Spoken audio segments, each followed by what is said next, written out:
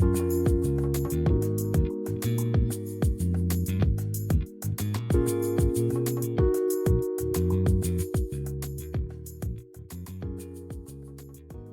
right, so I'm here with Akio Evans.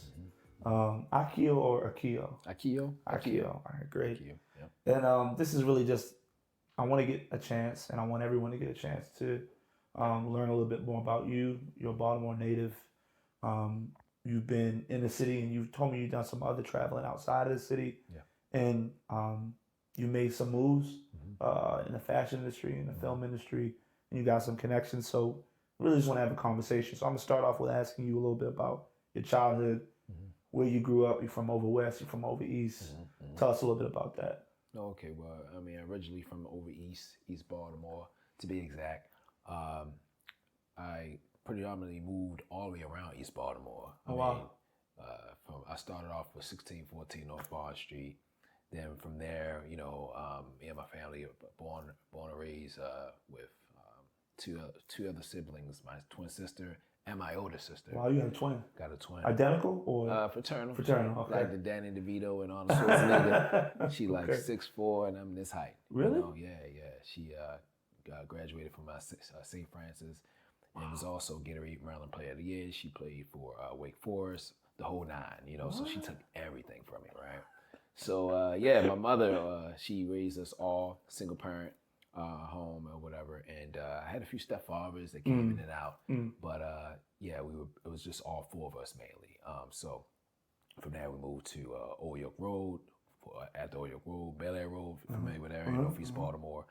And down 419 East Lafayette, which they call now Station North. Yeah. So, man, grew up all the way around East Baltimore, man. And that was definitely a different time than it is now. I was going to say, how does it feel for where you grew up to be now, Station North? How does that feel? Man, it's, I take it, it's bittersweet. It's a little bittersweet, man, because now it's like, okay, you have a lot of people who are coming from all different types of backgrounds, which is cool. Granted, I still kind of have that, like, wow, why wasn't this like this when I was coming up around here, where you had a lot of fiends that not fiends, I don't like to say that, but you had a lot of people who were going through the sickness of addiction. And now you see less of that. You still see a little bit of it, you know what I mean? Yeah. But, Tyrone's Chicken is right around the corner from where I used to live at. And to know that my friend Bobby, every time I see it, even still to this day, his body was found inside that spot. Even after Tyrone's Chicken was actually closed, down, for some time. They, he was murdered. God rest his soul. Yeah. But to see that every time, it's like, wow, all these memories that I have. Yeah. And I always revisit them every time I go in that area. Wow. So it's just wild. Where did you go to middle school, high school? Middle school, I went to elementary, Dr. Bernard Harris, that's right around the corner from Bond Street. And from there I went to Lombard Middle School. And I've gotten evicted a lot when I was younger. So, that caused me and my mother and my siblings to actually, like I said, go each and every spot in Baltimore. So, I went to Lombard Middle, and then from Lombard Middle, we went to, me and my twin sister, we went to Winston Middle. Okay. And then the last middle school we went to was Northeast Middle, and we kind of graduated from there, and then was Northern High School. I could have went to the Baltimore City School of Arts, but the monologue that I had to study to go to that school, it wasn't the monologue that they gave you by default. And, I guess the duration of it is supposed to last from, I don't know, more than 30 seconds. The monologue I had ended in 12 to 10. And it was Raisin in the Sun. Yeah. And they was impressed, but they was like, hey, you know what, you can still shadow. And I was a teenager at that time, and I started to look at other kids that were different from me. And I'm like, wow, man, they're like, some was doing splits. Yeah. Some was taking that leg, doing like that. Yeah. But I'm like, wow, and my mom was like, did you like it? I was like, yeah, I liked it. But the thing of it is, I didn't feel like I belonged, so, because when I leave the Baltimore School of the Arts, I'm coming straight to my community that didn't have anybody that represented that at all. And I had an opportunity to go audition again. Oh, wow. And I just didn't do it because I was like, you know what, I'm just going to go to my older sister's school, which was Northern.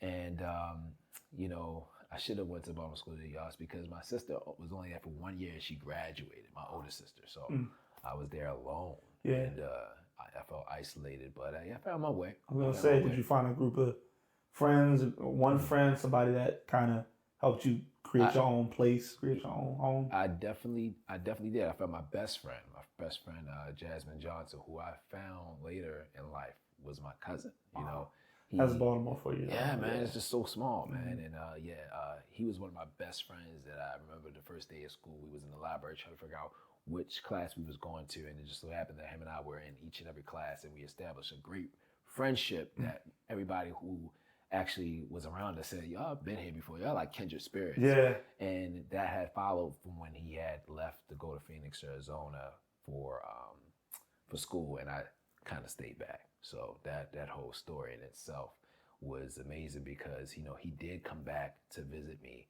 and you know, as a result of that, I was going through some legal situations that I had to overcome. Wow.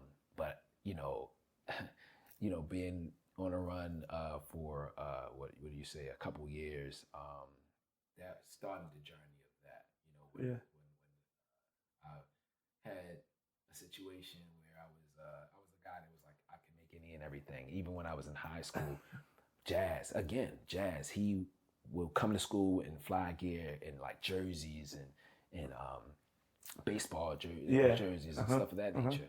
And one time he came to school with these jeans that had the baseball logo. I remember those on it. All the teams. But the thing of it is, it wasn't out then. So this was like in 2001.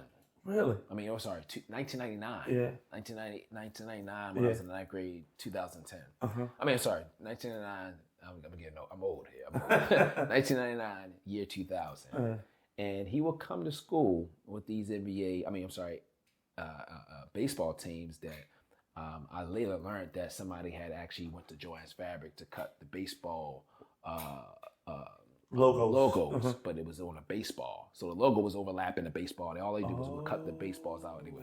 So yo, that's dope. I said, well, where you get that from? He said, the guy BJ, he made him. BJ, he played for Northern on a football team. Okay. So I was like, yo, I said, I gotta get in contact with him because I have some NBA sheets that I would like for him to actually do. Yeah. He's like, NBA? He's like, yo, nah, that'll be dope. I said, okay, cool. So I got in touch with BJ. BJ, he, you know, used I gave him maybe 2 sheets.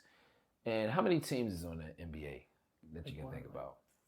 40-something teams, right? Teams, yeah. Man, I gave him my sheets, man. He came back with like 5 or 8 teams. And I'm like, bro, like I gave you the sheets, you supposed to deck me out. Nah. And when he got him back, people was like, oh man, yo, they hard, yo. Yeah. But I was not pleased. Yeah. And that's what actually started me designing my own clothes. So when I seen that he didn't make it the way I seen it in my mind, I asked Jazz, I said, yo, how you made these? He said, all he did was use a glue gun and some puffy paint. Yep. I said, oh, for real? I said, all right, bet. So it was one of those, you know, weekend projects that I was in the lab masterminding how to create it. And, you know, I cut up, at this time, I ran out of the sheets, so I just had the comforters. Okay. And my mother, she was upset because she spent mad money on these sheets. She's like, I'm cutting them up, right? But I had a comforter, I had the pillowcases left. So as I'm cutting them up and I put them on my jeans, I come to school the next day. And, you know, it's 2 things people see. They see you during breakfast and they see you during lunch. So breakfast time, oh my goodness, I walked in there. Was you early for breakfast? I was. Walked in there with the decked out NBA patch jeans. And I owned it at that point because I didn't want to say that, you know, I didn't want to give him credit for making it. So I was like, you know, I made this, and people was like, oh man, they nice, oh man, yo, they dope. And that's when I seen the supply and demand was something serious. So I made about 2 or 3 more pieces of that, and I did the same thing that BJ did because I understood, okay, you need to prioritize your material because it's limited. So that's why he probably didn't give me all of what I wanted on it. So then I said, okay, bet. But eventually I started to run out. And I was like, how am I going to recreate it was no more sheets like to actually for me to make and render the product. So I don't know what had struck in my mind, but I said, yo, if I go to the dollar store and buy, at the time they were selling like t-shirts, they would just be $1. If I buy like a couple of those, and I was crazy enough to think that if I cut up the t-shirts and I take the hot glue gun that I was using to put it on the jeans, if I hot glue gun each and every corner, and I said, if this image, at the time I knew pixelations before, Google had showed you what pixelations of the images was. I said, if this picture comes out, I said, that's all I need, and I'm in business. Wow. And sure enough, now the printer took a few series. Sometimes it would jam stuff, sometimes it didn't, and my mom was like, what are you doing in my printer, right? Everything was just crazy, right? So, but when it came out, I was like, yes. Yeah. So not only did I make in the NBA patch setup, but I also did the throwbacks and stuff like that. Stuff that at the time nobody was doing. And 2001, because I graduated in 2002. So in 2001, this is after my twin sister, she was playing for AAU. She played for Hawaii. She had pictures of Lil Jon. So she had the skirt. So when people were seeing her with the skirt, she's in New York. She's going to this place. She took pictures with Lisa Leslie, all this stuff. Then I see Cameron in the video in 2001 with the NBA jacket. Yes. I'm like, yo, everybody called me like, yo, on the house phone at the time. They're like, yo, that's your idea. Oh my goodness, man.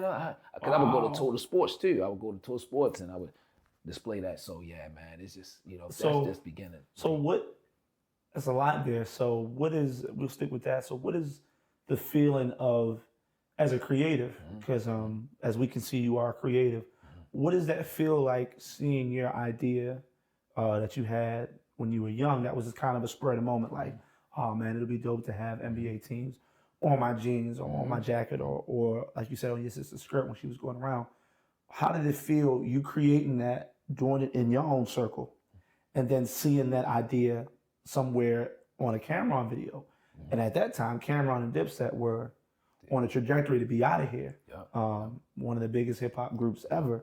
And that was an iconic look. It was. Because I remember I bought jeans with the NBA teams, patches on them. I mean, to this day, I got a Phoenix Sun bubble jacket, like the classic starter, orange and purple ones with and I had to buy my own logo and hot glue it on there. And then I had to figure out, you can't just hot glue it straight on there, the material. So not a lot of people even have the dedication to stick with it and be like the trial and error. Like me, myself, I don't have the dedication for the hands-on necessarily. My dedication might be more other stuff. But for you said you went into that lab and you created. So the idea you created, now you see it on TV, on music videos. What was that feeling? Was it a good feeling? Was it like bittersweet? Was it mixed? Was you angry? You could be honest. At the time I was still a teenager, so I knew I had something special because my mother, she was always telling me every time I go to the mall, she said, Keo, I wouldn't wear that. Like, she told me that way before we even discovered that was on the video. She said, Keo, a real magician never reveals his secrets. And if you go to these sports stores, and I was like, I got to showcase it somewhere. I got to show it.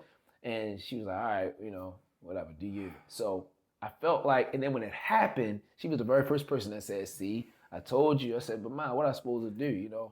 I'm supposed to do in a situation like that. Yeah, I mean, it's ironically enough, I had a similar situation in which, I make music. I've been making music for a long time, and I used to just put all my music out there, everything, on SoundCloud, YouTube, Facebook, just whatever. Yeah. And I never forget, I was listening to the radio one time, and my mother told me about this song. She was like, I heard this song, and it sounds just like a song you wrote.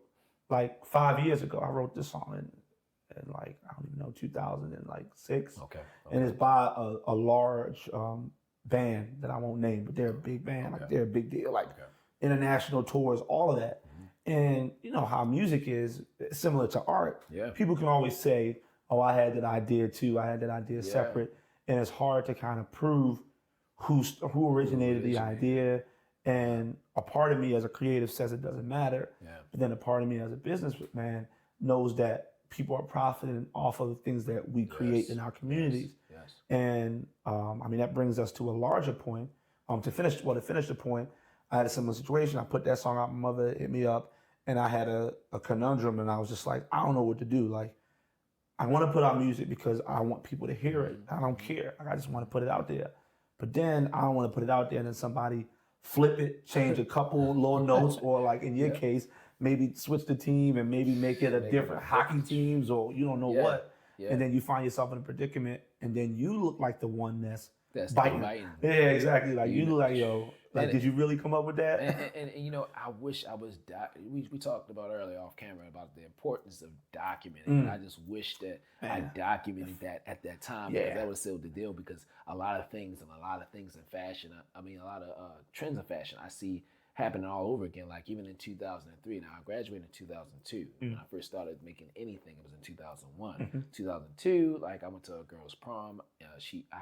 I would take a Gucci bucket hat at the time, and a real one, and I would take the fabric apart, and I had these Stacey Adams that she wanted me to wear to the thing, and I would actually put the fabric inside the Stacey Adams strip, and it was clean. And you know, I also did.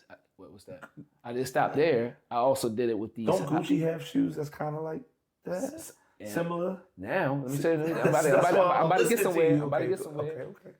DSW in Towson, they had like hospital shoes at the time, and you know, grandmas or aunts that went to church, they would wear these specific shoes. Me at the time in 2003, I thought they were dope. Really? So 2002, 2003. So you know what I did? So nobody else they had the straps on there. So my mother, she had this Burberry scarf. Okay. And at the time, you know, like I'm a visionary. I don't know the consequences and repercussions of things until after the fact, right? Yeah. So I was another Saturday. I'm in the house. I'm like, oh wow, that scarf would be so mean on these joints that I stole. Keep in mind, I stole the relocated. Shoes, right? I relocated. You know, so I had this blank canvas of these hospital shoes, and I said, wow, I'm gonna put the Burberry fabric onto the straps and put it inside the way these Air Forces is.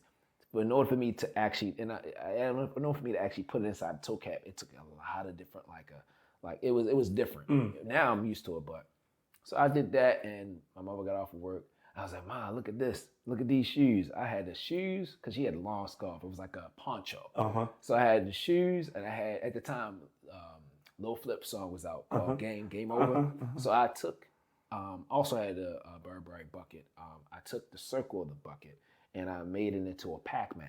So I also took the sides and I made it into the Ghost. So it was like zigzag, and I put that on a jean joint. So man, people really thought that it was real. Yeah. Pork chop. Everybody was like, "Wow, yo, that's dope." Yeah. And the whole time it was something that I made, something that I took like ownership of. Yeah. And my mother came home. She's like, "Is that?" She was like, my scarf, and I didn't realize. I was like, "Oh, snap." Of course." She was upset, man. But anyway, like you said, with the Gucci and Burberry, and things that you don't notice until years later, like, wow, you know, because everybody's using you at the time, so they're not sharing with you your value if you don't know your value. Of course. So and it's you know, it's a similar conversation we had a couple of weeks ago because we've been chatting, and we're talking about how what do they call it now, intellectual property, how much that's worth, how powerful that is, and I think we really don't even know that now. I think. Yeah, everybody's talking about it, but people don't know how powerful these ideas are, because whether it's through the ether and somebody just stumbles across it, or if somebody deliberately goes to a certain neighborhood or goes to a certain culture and tries to co-opt and tries to flip it and then not give credit to where credit's due. Because in art, you always going to have influences from other people. You're always going to have that. So there's no idea that's really original. But the problem, I think, in my opinion, comes in when somebody goes into a certain situation knowing that they don't have no ideas themselves. Looking for inspiration. Yes. You know, that's like me going to, you know, a Latin club, listening for something so I can hear it, and then I now put it in a song and give that artist no credit or no whatever. So it's like, that's super important for us as creatives to remember, because we can get so wrapped up into the actual creating. Bro, I done did so much stuff for free that went on to make money that my name was no longer attached to, because I didn't have the knowledge to know, okay, boom, like I need to have a contract, or I need to do this, or I need to do that, or okay, who's getting the credit for this? Yeah. And these are the type of things that you would think you would learn in college or in high school. Yeah. And I was actually going to ask you about, so at Northern, did you have any art classes that you took that was able to, because, you know, me and you talk about how the education piece is so important. And I know you teach classes on Monday. Yeah. So did you have any?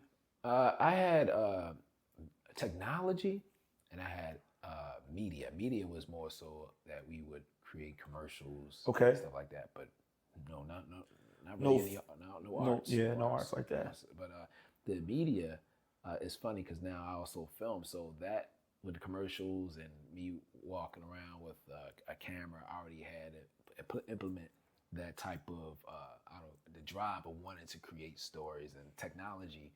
And we'll get to that in a minute. But, with PowerPoint, that allowed me to learn how to manipulate images through Paint. Yeah. Paint. It wasn't even Photoshop. It was Paint. And that's Microsoft Paint. You know, so that was what I was using back in the day. So yeah. So along those same lines, you know, you briefly touched about how you relocated some shoes from an unnamed location. And I think we've all, I can say that a lot of us have done the same thing. Yes. And I think that that's a narrative that is confused a lot by the media about poor neighborhoods. Like, you know, you see people looting on TV and breaking into stuff. And so it's like, I always think about, because I'm 26. So when I was younger, and it's crazy. So like even when I was younger, and that's not that long ago, that's 10 years ago, I'm 16, 17, there were rec centers all over the place for people to go in and you could just do arts and craft. I remember at the movie theaters, they had like an arts and craft place for kids while your mother was in an R-rated movie. You could be on the outside drawing and stuff like that. And then now as I'm older, I'm looking around and I'm just like, that doesn't really exist. So for a kid like you or for a kid like me, who's in that neighborhood, who has that urge to create, that urge to do more, but doesn't have the resources, you used what you had, literally what you had around you, which was your mother's scarf. You know what I mean? Like you used whatever it was that you could find. And that's a true creative. That's not saying like, oh, I ain't gonna create because I don't have fabric from Italy or whatever. You didn't need fabric from Italy to make something that was hot. And that's to me the difference. So, you know, what do you think is some of the ways that, like, what are some of the things that you think we could do to create some way for kids who have that same passion like you, who don't want to go to Baltimore School for the Arts, but who just want a place where they can do trial and error on designing shoes? You know, like, I don't know, we go to Payless and get a bunch of those old people shoes, like you were saying, because I remember those shoes, like people wasn't really wearing those. Even the New Balances. Now, I remember when I used to have to wear I didn't have to wear New Balances, but somebody who shall not be named was like, you should wear New Balances, they're good for your feet or what have you. And I was like, I don't want those Dookie New Balances, like, because they was bulky in the front, bulky at the back. And everybody made fun of me. Like, I wanted Nikes, I wanted Adidas or what have you. Not realizing New Balances was $100, back then it was $150, $200 for dad shoes. And then now to see popular culture 10 years later make dad shoes hot to where every shoe is bulky. Every shoe looks like them old New Balances that nobody wanted to wear. The shoes I was just talking about with the straps with the hospital shoes. When you look at Balenciaga, I was just about to say, and Prada and all these other brands now, luxury brands, they have the strap. They didn't have any straps back in the day, like 3 straps, you know, and you know, but it's also in when I was in Phoenix. It's you know, when to go back a little bit about how ideas are being taken. I've witnessed that in so many facets. It's ridiculous, because even before I had left Baltimore to go to live over the West Coast, it was only an embroidery shop in Mount Darman. That's the only customized outlet that you can have. Talking about the dude that used to make the shirts. Yeah. In 2002, 2003, it was no type of ways where people were making like any type of a heat press t-shirts. Nope. And if it was like that in Baltimore, you can imagine what Phoenix was. Phoenix was way behind. So when I was in Phoenix, Arizona, like some instances, you know, I had to be on my, well, the majority, I was out there on my own. Yeah. And I seen fashion, well, people would have had Rags. It was a store called Rags. They seen my stuff because I used to sell stuff in Phoenix, Arizona mall, and they used to kick me out to the point where I said, okay, y'all kicked me out, but I didn't necessarily have left. I went back with my duffel bag. I just didn't pull out my shirts. I would go inside bathrooms. So it got to the point then I started not just selling it to people who would come like customers because they would rat on me. I would go to store managers because they customers too. Yeah. This one store manager, his name was Fernando. Thank God for him. I showed him like, I don't know, it was like a Biggie or it was like popular shirts I was selling at the time was Friday t-shirts. And this is in 2004, 2005. Friday movie t-shirts, Dickie shirts that had the movie scenes all over. Yeah. And he's like, you made that? I was like, yeah. He's like, how would you like to just sell your shirts at that clearance rack right there? I said, yeah, sure, why not? And so I had all my shirts hung on the clearance rack. Customers would come in and they would go straight to the cash register with my item and be like, yeah, I want this. And be like, they would send him right back over to me, like, he made that. And I would sell the Dickie shirts for like $65 to $100 a pop. And they never seen anything like that. I come back to Baltimore, that's when people started being innovative and you started seeing somewhat of the recipes t-shirts with the prints and stuff like that.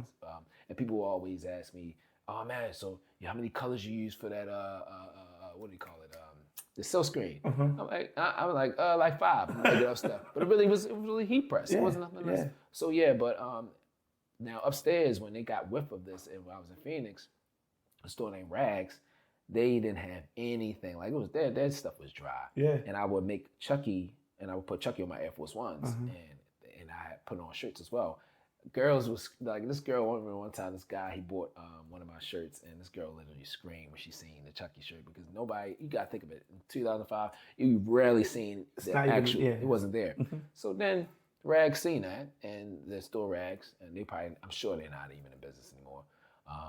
And they took it. They took that, and but when they made the shirts, it was pixelated. When they blew it up, so I'm like, you tried, but. And that's, and I don't mean to cut you off, but I want to kind of harp on that. Is like, that is one of the things that we have to realize as creatives is like, people are going to duplicate your stuff, but it don't have that sauce in it.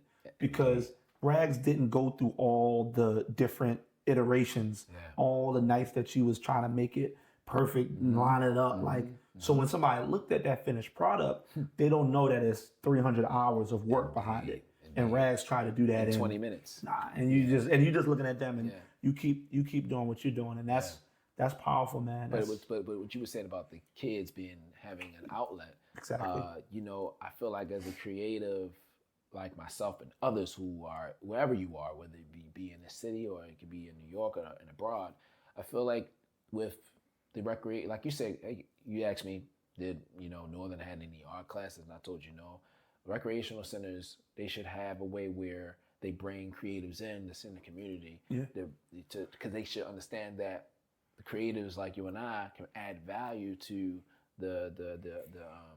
to their organizations, and possibly have a workshop for the kids because the kids are coming to the rec if the recs are open. They're coming to the rec to have an outlet. Yep. Some don't know, like me, didn't know how to play basketball. Yeah, and don't necessarily want to. So, like you might want to go to the lab, or you might want to. Yeah, and if it's an outlet for them to be able to, I don't know, like you said, get some.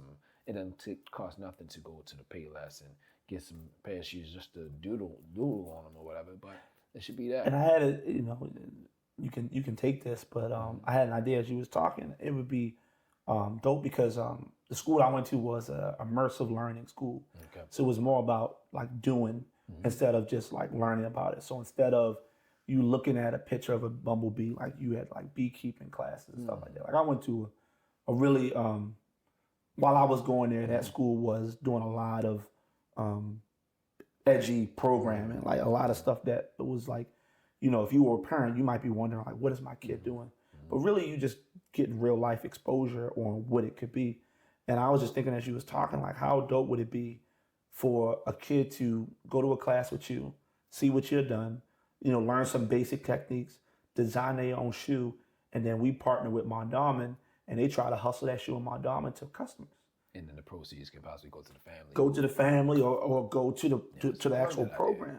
Yeah. Like that would be dope because a mall like Mondawmin has been in our community forever, and that's really that's the only mall we have. You know what? Always it goes back to entrepreneurship, and I now I'm gonna say this because I know this is an idea I had in mind, but I'm gonna say this on camera because by the time this comes out, I want to put action behind my idea, my vision. But you think of even like the Squeegee Boys, for example, right? I had an idea just last week that popped in my head. I don't know why, but it was random, and I was like, what if someone like myself was to what if someone was like myself was to make the Squeegee Boys some shirts who are on those specific blocks, and the shirts that they have, because they always, if you don't get a squeegee for the females, they always spray like a heart. And a heart is like a splash. And what if that's like a splash and it has Squeegee Boys on there? So when people look at them, they're not looking at them as a person that is just trying to be a nuisance. They're looking at them as being an entrepreneur that's growing their business. So if I make them a few shirts going to one block, to the next block, to the next block, and they are looked at as entrepreneurs, which they are, then maybe something can come out of that. Because when I used to work at Labor Ready, I used to get paid. This was one of my stuff, my record that I had. I wasn't able to get a job. And in that situation, it forced me to work at jobs where I was getting paid $20 for 8 hours. Of course. Working with, people from all walks of life. And the managers at those jobs treated the workers like crap, man. And these were hard labor jobs where you had to bang in concrete, you had to do all these other things. And, you had to wake up 3 o'clock in the morning just to be in front of the line so that way you can get your $10 to $20 for the 8 hours a day. And I had paid my price from just even going through that, because at that time, I didn't, before I started changing my life and turning my life around, I didn't see the value of being a person that contributes to society. Yeah, hard worker. I didn't see the value in it because my mentality was taking it. I'm going to get it how I can get it. Switch it, it just changed. So I know that at least what I can say from the Squeegee Boys, at least they are doing something that can put money in their pockets the right way. Now, what they do outside of that hustle, I don't know. But if that's I think we need to, you know how they say you got to grab the kids while you can? Yeah. And we can grab them right then and there and show them this way. Like, instead of Labor Ready, they go into a spot called, instead of being Labor Ready, what if it was another spots that they can go to that had, like, I don't know, Squeegees Are Us. Yeah. And they assign kids out to go to, and they have. I think the start of it can be the shirts, so to speak. So and it's amazing. We've been having these conversations, and it seems like what they call it, like destiny or synchronicity or whatever you call it when the things align. Because I was in a car. Can't remember who I was with. I was in a car like a week ago, and I was thinking like, man, these Squeegee Boys, they out here 8 hours a day.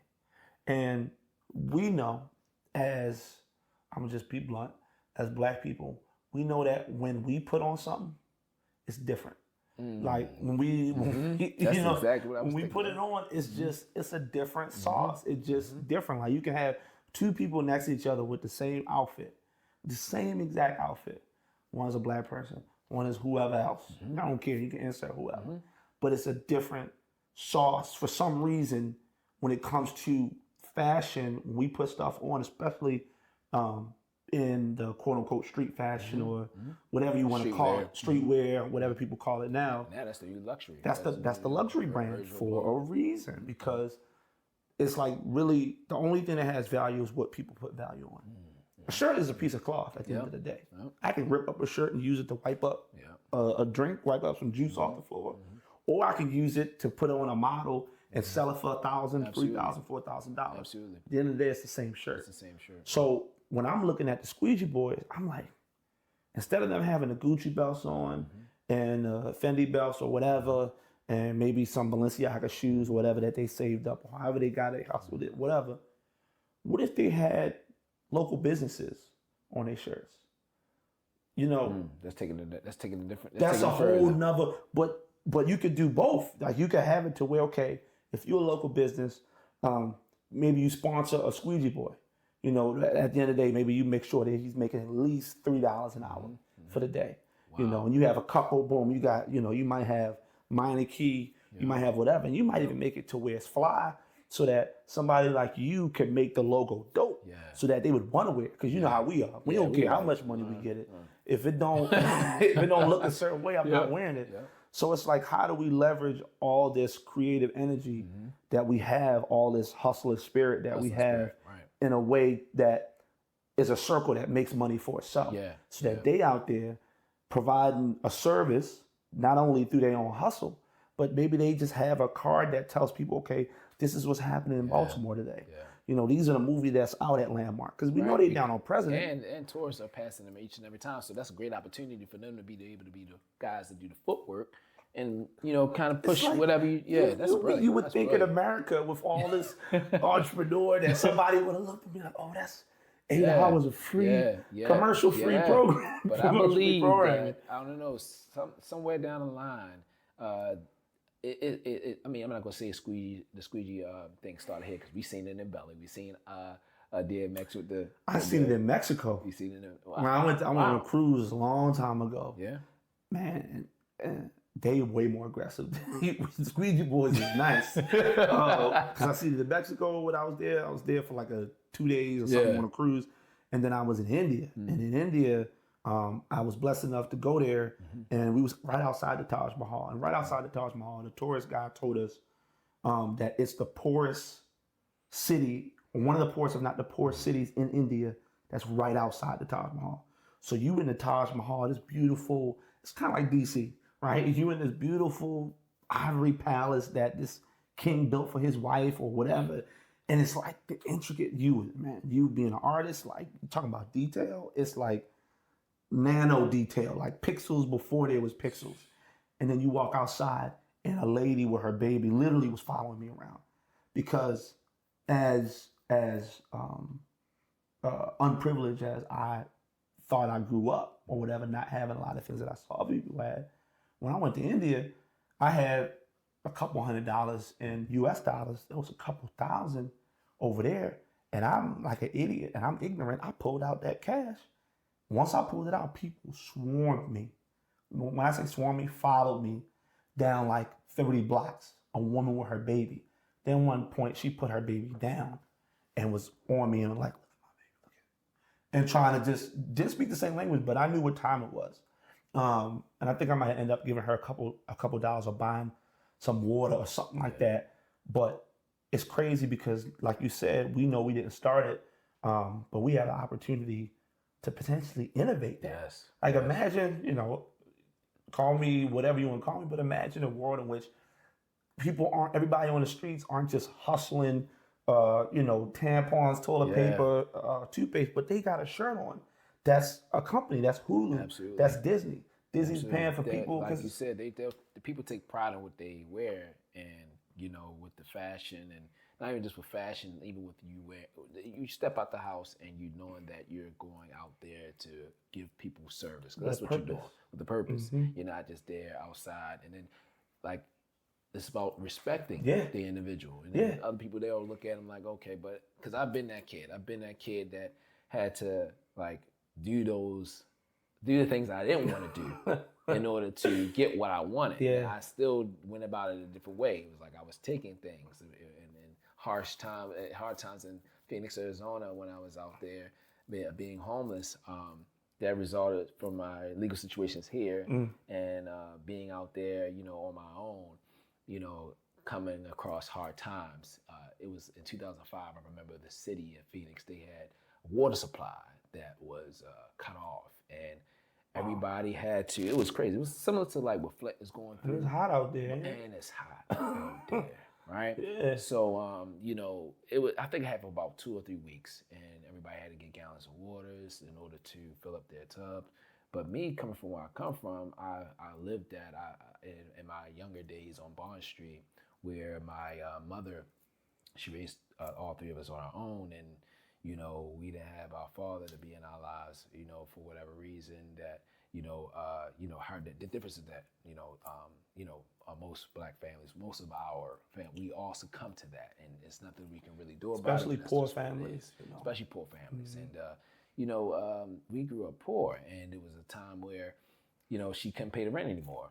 So going back to what I was about to talk about in Phoenix with the water being cut off, when we couldn't pay the rent anymore, my landlord said, like, okay, you know what? Our landlord said, I'm gonna cut y'all water off because y'all gonna pay me now. And the water was shut off to an extent that when we ran it a little bit, it would run, but then it turned black. And I just remember my mother always used to say, hey, you know what? Whatever happens in this house, don't say anything. The lights was off. I'm gonna say the same thing. Water was off for, I'm gonna say, like 6 to 7 months, off and on within that period, because we would get somebody that knew how to go up there, to give them $20, and $20 was a lot of money back in the day. You either get a kerosene lamp, or you get to $20 you pay the person, but you might be risking that because that person that you're hiring to fix your light to go up on that pole, he's normally going to use that money to get drugs, and he might run off with your money, and that 9 times out of 10, sometimes that happens. And he might not be an expert. And he might not be an expert. Just know how to jimmy it real quick, and then it shuts back off. So eventually, we ran out. My mother ran out of our resources, whereas though we just was like, Saturday mornings we would just kind of like duck, and so it's funny, right? So anyway, I can laugh at it now. So Saturday morning, man, I'm ripping and running, doing my thing around the block, and it was hot outside, so the water, the fire hydrant was open. It's a beautiful thing. And I was looking at it as an opportunity to drink water, of course, because I was thirsty. But the way I was doing it was a Mystic bottle. Mystic bottles back in the day, they were glass. They weren't plastic. Are they plastic now? I don't know what they are now. If they even still exist. They do. Right? I drank one but a couple weeks ago. It was glass, right? So I would take the Mystic bottle, and I was acting like my favorite movie was called The Mask with Jim Carrey. Yeah. So I would do things animated, like to actually act like I'm doing something, but I'm hoping that a parent or somebody would say, hey, don't do that. So I'm at that taking the water, and I'm like letting it drip down, hoping that somebody goes, because I was this close about to drink it. Like literally, it's flowing from the gutter all the way down. I'm about to drink it. And somebody's like, ew, if you drink that water, Keo, you're going to be slow. So I immediately like spit whatever had came out of my mouth out. And then I was exhausted, so I sat down near the steps in the shade, and the kids started to smell me. And this is around the same time that, as a young boy, your hygiene is starting to show itself. So I started smelling like onions, and I didn't know what was going on. The kids like, ew, you smell like Mama Sue's there around the corner. So then they was like, why? And my sisters, they tried to take up on me, but they couldn't. They was like, why your brother stink? And I ran in the house. I said, our water black. Ran in the house and went upstairs, and I was afraid because I thought my mother was gonna, beat my ass, beat my tail, but she didn't. And moments later, the neighbors knocked on the door. It reminded me of you ever see the movie called The Brewster's Place with, I think it's called The Brewster's Place with Oprah Winfrey. It's an old movie, but it was at the end of the movie where the whole community, they chipped in and they took the bricks down because it was like, I'm telling my age here. But it reminded me of a scene in the movie, the scene of the TV series of that nature. And all I remember was the neighborhood that all came to pitch in to offer me, my mother, and my sister's help. And they was like, Gloria, why you got them kids in there with no water, no gas, and electric? And she started crying. And then, they had took a water hose from Kmart, had it running through my neighbor, Miss Margaret. Miss Margaret, she was nosy. Like, she always would talk about it, but then she didn't. She just was like, everybody felt so bad that they pitched in. So the water was running through our house. We had the extension cord running through our house for our power. We was only able to have one room that was powered. And to lighten the mood, my mother would, we in the dark sometimes, we'll be sleeping all in the same room, and she'll take a water bottle that, she would do her hair or spray our plants. And she would spray as we had water gun fights, where as though she would plant like the water stuff. Water bottles all throughout the house, so that we could spray each other to have some fun, because it was hot. We still had to, even though we had one cord operating through the TV or something like that, we still had to stay cool. And she did that good, because by us fighting and that it made us exhausted, because you can't really sleep in that heat. And by us being cool, that's good. I mean, it was middle of the night. We were like, why is she doing it middle of the night? We thought it was fun, but it was mainly for us to sleep well. And that got us through the nights. And then after that, when it started getting cold, that was brutal. But going back into my upbringing and being in Phoenix, and I was homeless, and it was like the circumstances that I know some of these young kids are going through. When I was 17, 18, 19, being homeless out there in Arizona, you start to think that these things are supposed to be for you, especially if you grow up in those communities with poverty, you know what I mean? So you start to think like, oh, okay, Phoenix, Arizona, got no water. I came from that. So it's like, those things stay with you. And man, I just was remembering the harsh times of that, and being caught in a sandstorm in Arizona, where as though you literally had to walk around with a gallon of water. And being when I was homeless, I ain't had no shelter to go a place. It's just all these circumstances I know with going back to what I'm trying to talk about. My point is with the kids of how them not having an outlet, and some of them are out there, you know, because this is all I know. When I was in Phoenix, Arizona, 120-degree weather, and I had in these shirts that I make. Sometimes it's like has like a Teflon, so when it's hot, it's like it stick to you, right? So imagine you in 120-degree weather, you trying to be a walking billboard with your brand, and then you're out there and you just out there in the blistering heat, man, just trying to sell your merchandise. Or for me, when I started selling the drugs for this Crip dude, that's another story too. I'm out there, man, just out there, and people thinking, or when I started to get really homeless, I started to pinpoint everybody that would walk past me, and I'm like, okay, I'm not going to ask him for money today because I asked him for money yesterday. I'm gonna go back and forth, and you start to, you start to look like you're desperate, but you're only doing these things because you don't know how you're going to eat at night, you know? The amazing thing, for me, even as you're telling me that story, I still see the hustler spirit. Like, exactly. you know your market, you know your customer base. People will call that retargeting.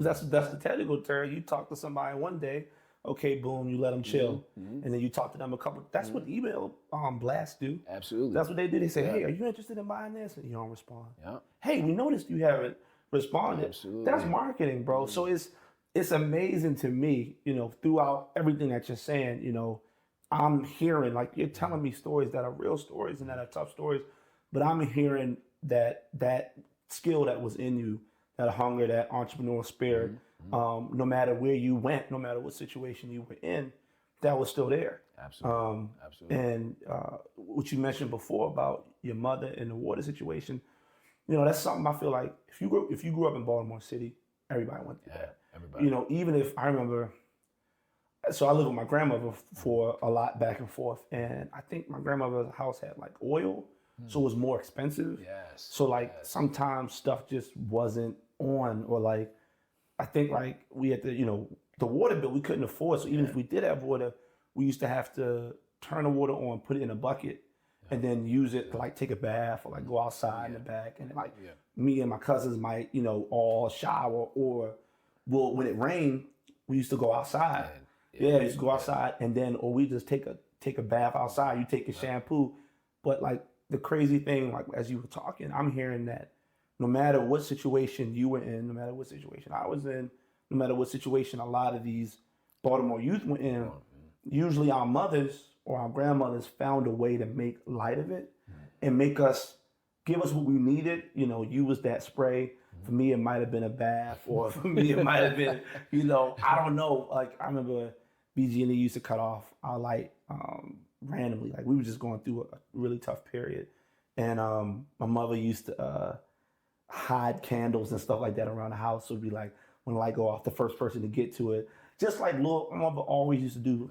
That's why as I'm listening to you, I'm like going, wow, like, is there something that's in the spirit of people who grew up a certain way, that no matter what you go through, you're going to find a way to keep your spirits high? Absolutely. Because as your mother, she can't afford to give up. Yeah. She got 3 kids. So she's like, I got to do what I got to do to keep them motivated, no matter what the situation is. So it's amazing to me to see that. So like you said about the youth, I really believe that it's not that difficult to put a program, an initiative, or whatever in place. I think what we see, and you can speak to this, and in terms of what you've seen, being just a little bit older than me, a lot of people are doing different stuff all over the city. A lot of work. We got Under Armour in Baltimore, one of the biggest brands in the world. And I know they're doing a lot. I'm not saying they aren't doing a lot. They're doing a lot all over the city. But for some reason, there still is a bunch of kids that aren't being served.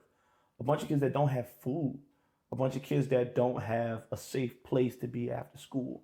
So, I'm thinking like we got all these abandoned houses, like more abandoned houses, I feel like, than people actually live in houses.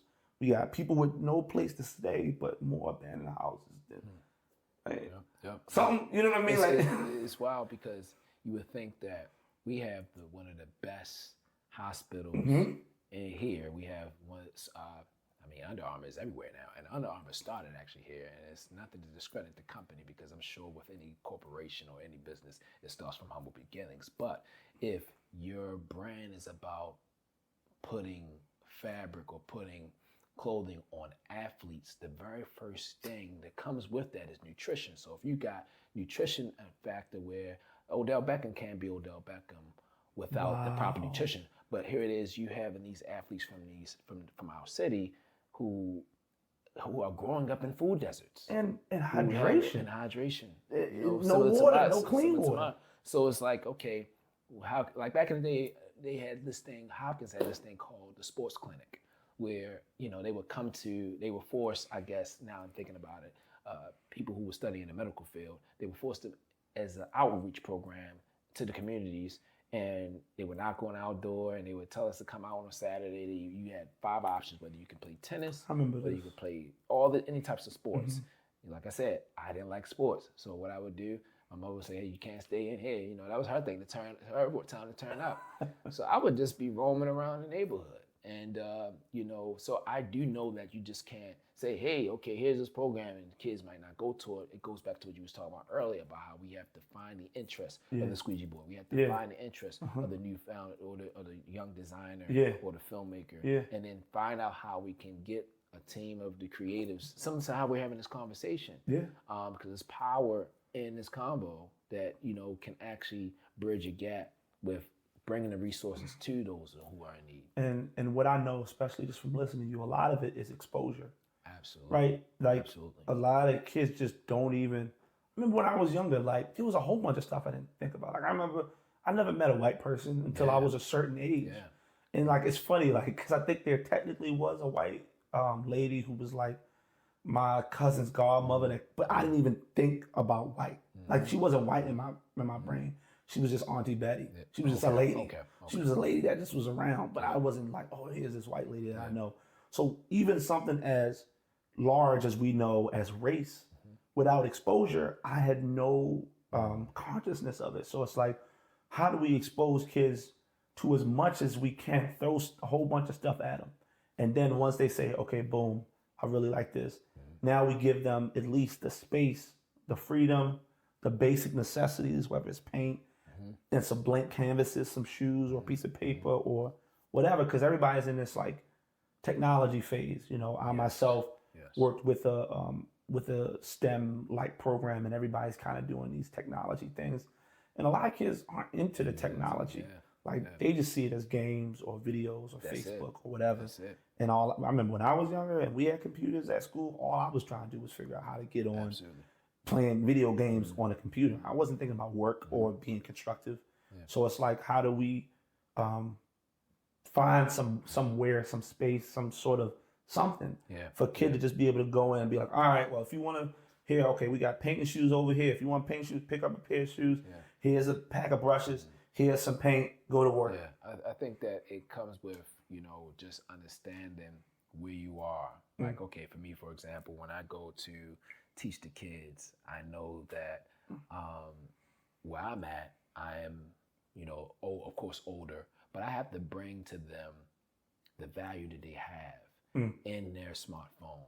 I have to bring to them my upbringing, my past, that, hey, one of the lessons I had for my kids last year was I brought my old cameras in, and I had them give me their cell phones for 2 reasons, because sometimes they stay on them, and another reason, I wanted them to show them the value. So they're holding the cameras, the old cameras, the high-8 cameras in their hand, and they're acting like they're filming, and they're doing all this other stuff. And then I asked them the question. I said, okay. I said, now what I want you guys to do is put that on YouTube. Can y'all find a way to put that on YouTube? They're like, what? How can they looking at the camera, they trying to do all this and all that other stuff. And I'm like, see, what I want you to understand, because first I asked them, like, why aren't y'all creating? Like, y'all watching people play video games, or y'all watching kids playing with toys, or y'all watching kids playing with slime. But what's stopping y'all from creating? They're like, well, we don't have, no, you have everything you have. yeah. And then when I take their phones away, and I try to show them my upbringing was I didn't have this very powerful device that you have in your hand. Now I understand some people may look at this and be like, well, some kids don't have a smartphone. But every time you got a kid that's at a spot and they ask you, hey, you got any games? You got any games with your phone? Yeah. Then that's the opportunity so it's really no excuse nowadays, because somebody to know somebody, because we have smartphones. Smartphones are everywhere. So it is a luxury, but it is a necessity to have, but not a necessity. It's something that is powerful than what we can actually put emphasis on in wisdom. You can post a video and you can add Google AdSense to your account. Yeah. And you can actually make passive income just from one popular video alone. I taught some of my older kids how to do that, and they were actually taking videos off of Worldstar Hip Hop. I mean, they were going hard. They were actually taking videos from rap artists, reposted it on their channel.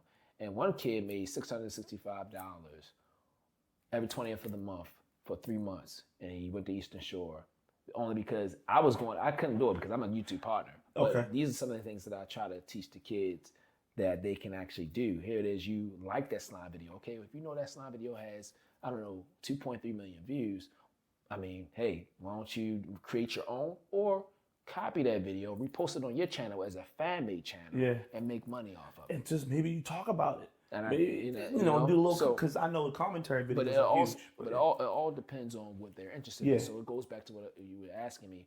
I would actually find what the kid is interested in, because you said most kids, they into technology and they only think about games or videos they can watch. I'm like, okay, well, what are you interested in? And then you find their interest and you say, okay, start from there. Because when you start from there, you learn by doing. You said it was one school that actually implemented they do, right? Mm-hmm. So you learn by doing. You learn by, is this what I want to do? Mm-hmm. And then you kind of like go about it. If they want to do entrepreneurship, if they want to do the squeegee thing, you're like, okay, what are you interested in? Okay, why don't you start a channel, A Day in the Life of a Squeegee Boy? Okay, now while you're out here squeegeeing, explain your situation. There was a kid that I just seen the other day. She was like, she normally had the block on on North Avenue in Mount Royal, and she said that they took over. And just to think, and they were grown folks. Just to think, because first people was doing the water thing. People still doing the water thing, but now you got the grown folk. If they taking over the water thing, where's that leaving the kids if they don't have a recreational center to go to? They out here. So now you got these grown folk that took over her spot. Yeah. And me and my lady, we gave her $5, but I started to ask her about what shirt size she wear. But also with that being said, it's like, she's interested in that. What if she was documenting herself we talked about it earlier, what she would have documented herself a day in the life of a squeegee girl, squeegee boy, or whatever the case may be, and that video goes viral because for some reason, every time squeegee boy is on social media, people, if there's something that goes on, if she would have documented that, who's to say that, something would have happened to establish a business or to establish a partnership with the Under Armours or the Meineke and stuff of that nature. So I feel like they just have to have exposure and innovative ideas. And somebody like you, which is a mentor. I know I had a conversation a couple weeks back with another group of entrepreneurs and creatives and this, that, and third. And the thing that we all agreed on was that there was somebody in our life, whether that person was physically there, whether that was somebody we might have saw on TV, somebody that we emulated, somebody that we patterned ourselves after, whether it was an uncle, whether it was for some people it was a drug dealer, for some people it was somebody that gave them the inspiration that it's possible to do more. So I think like you're doing, like you're doing it, like you're teaching a class, and here they see you, oh wow, Mr. Evans, or I don't know what they call you, Mr. Evans, Mr. Keys, Evans, exactly. They say, oh wow, he's able to do this. Oh wow, he had a picture with this celebrity. He had a picture with like that. Like you're saying, you have to use how much kids are drawn by celebrity of stuff. As you leverage that, be like, yeah, I did this, but this is how I got to that point. You know what? It's amazing you said that. I'm glad you mentioned that because the kids, yes, they do. That's the very first thing that they notice. They're like, oh, you did stuff for Lil Baby, you did stuff for Kevin Hart. And I can get the kids telling me or asking me. One of the kids that he's waiting for me to come there next Monday because I start teaching again next Monday. He was like, "Hey man, why are you here?" He's like, "Why are you?" He asked me why I'm there. I'm like, now older folk who I kind of like, interact with if I'm working with on a job or whatever have you, in that work environment, I get why they saying it, because sometimes they're coming from a negative point of view, or sometimes they coming from a point of view you should be somewhere Yeah. But when the kid says that, I'm like, yo, wow. If the kid is asking me that, it's not too many. I told I ain't gonna mention his name, because but I told him, I said, hey man, I'm here because I want to be here, and I want to show you that you don't have to be not that it gets being an athlete, not that it gets being an entertainer or rapper, but you can be anybody. You can be an artist. He's like, well, I don't know how to draw. And I tell kids all the time, I said, I don't either. I don't either. I know how to composite the image that I want and implement it on the shirt or implement it on the shoes. And it just so happened that each and every time that I kind of create, and I know I'm an artist, but if I can use that as what they feel like they lack. Yeah, to break down that barrier. And you said use that celebrity factor. Like, okay, this is what I did with Kevin Hart. Yeah. And if I say that, I wasn't so confident in doing it, you can do it too. You can do better than me. Exactly. So with that being said, I feel like, the celebrity factor, it does kind of play a significant part in it. And it was recently where I stopped telling the kids that what I've done, because I didn't want to come off as I'm bragging, but eventually they find out. Eventually they follow you on Instagram, and then they be like, oh, and then I can't stop it. So, and I think if you can't run away from it, then definitely lean into it, because you can catch them in that moment where they're looking at you like, oh wow, and they don't look at a lot of teachers like that.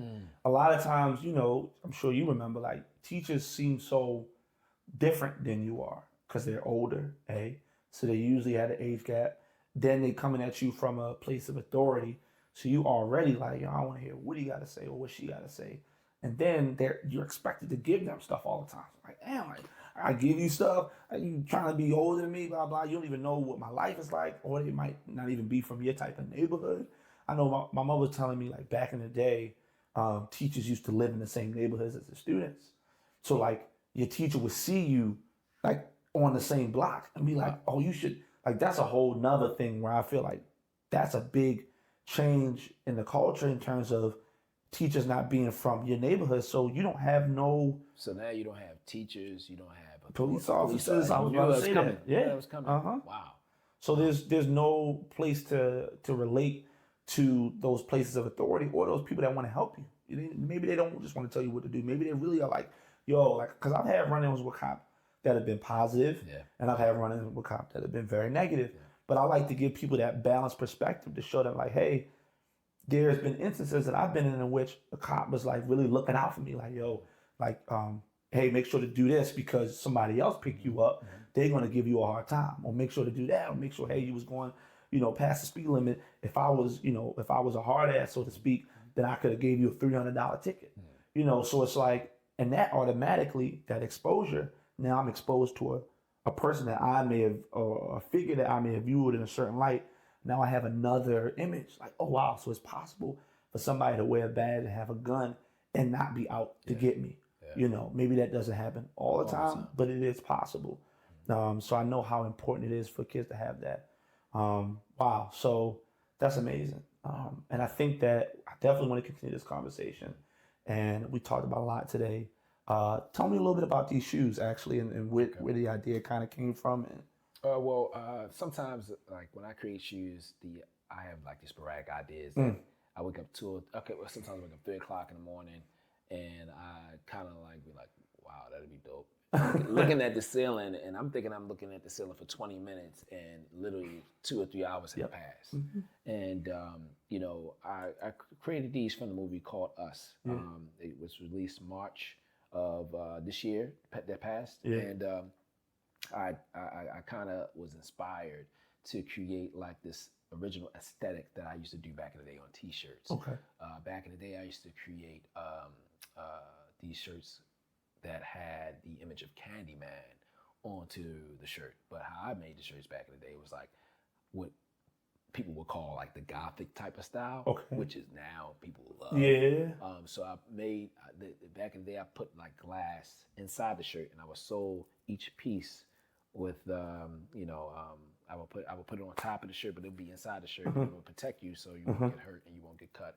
But inside each glass, that's how this is displayed here with the images of the family, the Wilson's family. These right here. Yeah, right I would put bees on the glass pieces, so that way when the sun is projecting or it's reflecting the bees, when you walk on the sidewalk, you'll see the bees look like they're flying, right? And when you stare in the mirror, the Candyman words was written backwards. And I have a video of that on Instagram. I have a 3 or 4X t-shirt, and I have that shirt on with a white hoodie underneath. So yeah, but anyway, I wanted to incorporate that on the shoes because I've been seeing some off-the-wall shoes lately, man. Just people applying mixed media.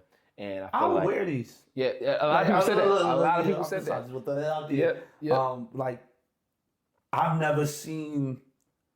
It's crazy. Shoes have been around for how long? Forever, right? Yeah. These sneakers came out what, the 80s, 90s? Yeah. I don't know what Air Force. We brought Air Force Ones back. Actually. Exactly. And I think there was a documentary about. It is. Mr. Shoe, Cinderella Shoe. We were the only city that was still wanting to wear the Air Force Ones in New York, Philly. They would come here just to get them, and then Charlie Rudo's and Mr. Shoe, they actually met Phil Knight, and they said, hey, they flew to Oregon. It was like, hey, you know what? Baltimore still wanted them. West Baltimore, they still wanted them Air Force Ones. And he said, okay, you guys sound crazy, but okay, we'll remake them again. And that's why another reason why I find it very interesting that I unconsciously, I basically each and every Air Force One that I made for Dave Chappelle, Kevin Hart, Nick Cannon, Lil Baby, D-Ray Davis. The list goes on and on. They have a piece of Baltimore with them. Wow. And they understand the deep history rooted. I'm giving them a piece of art from Baltimore, but I'm giving them a piece of history too because we had brung the Air Force Ones back. So, and that's more so you have an empty canvas here. But going back to what you was asking me earlier with these shoes, is basically two different personalities here. In the movie Us, you had the tethered and you had the regular family. And on the toe cap here, they had this specific image. I remember that. On the the back of the window inside the car, and I applied the same type of concept here with the family. And I added the scissors. These are 2 Nike signs here. Two swooshes, and I added both of the that as the scissors because the scissors is a very it's definitely something that I want to give away. But I was inspired by that. Jordan Peele, he retweeted it. Wow. The actor, the little boy, I forgot his name. He wants a pair. I haven't been able to give him a pair just yet. But yeah, man, that's what inspired these shoes, man. One side is the family, the Wilsons, and the other side is the tethered. And oh my goodness, if you and little did I know about the Candyman thing. Remember we talked about synchronicity? While I'm in the movie theater watching this, I went to the black-owned movie theater that was here in Maryland. And I was talking to the owner, and he said, "You know Jordan Peele?" And I didn't even explain to him what I do. He only knew how to make shoes. He said, "You know Jordan Peele is making a new Candyman?" And I made these before I even seen the movie. Wow. I didn't even know that even in the movie. I'm not going. The House of Mirrors. Is in the movie. I made this before the movie came out. I made this before I even seen the movie. And the glass had a significant part inside the movie. So it's really weird. Synchronicity, man. Synchronicity. Yeah. Wow. Well, it was amazing talking to you. We talk all the time, but it was great getting a chance to dive in some of the things that I haven't necessarily heard before. And I hope that this was enlightening and informative for whoever watches this. I had a great time. I learned a lot, and we'll definitely come back and talk more. Indeed. Absolutely.